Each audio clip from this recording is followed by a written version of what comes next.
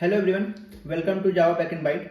Okay, so today we're gonna discuss about the fourth principle that we are continuing discussing, like solid principle.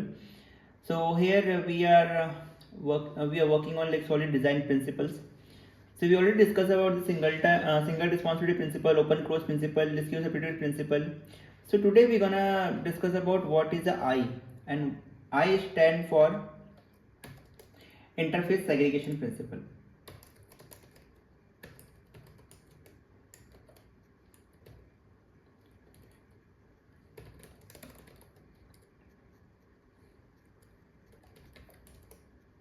Okay. So when we say interface segregate principle, right, it means that we have to design a class in a such a way that we don't need to implement a unnecessary code. So let me write a short description for it, like only need to design in such a way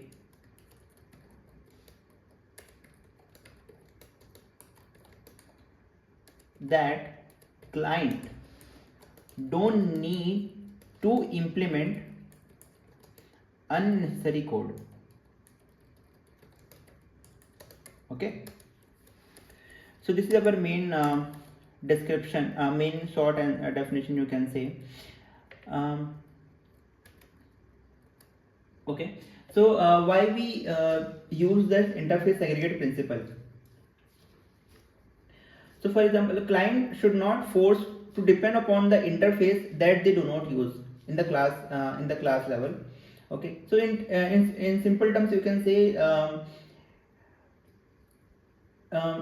the class should have many small codes, a small code or a small interface, rather than have big large code. Because if you do the big large code, right, it become very difficult to maintain the code or to make any particular change in the class level.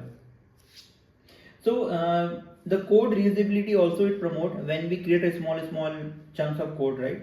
So take example like a phone and laptop.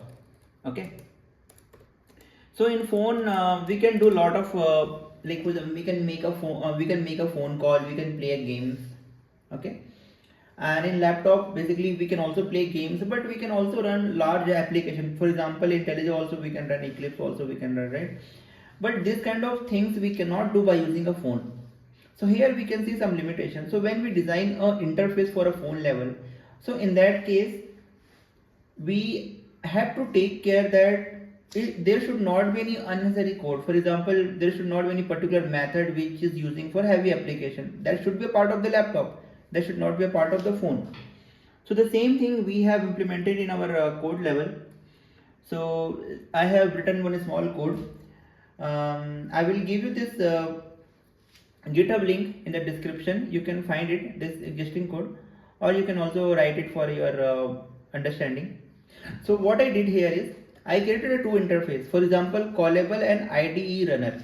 Okay, so in a phone I am implementing this interface, so we can implement the interface and we can extend the abstract class, right?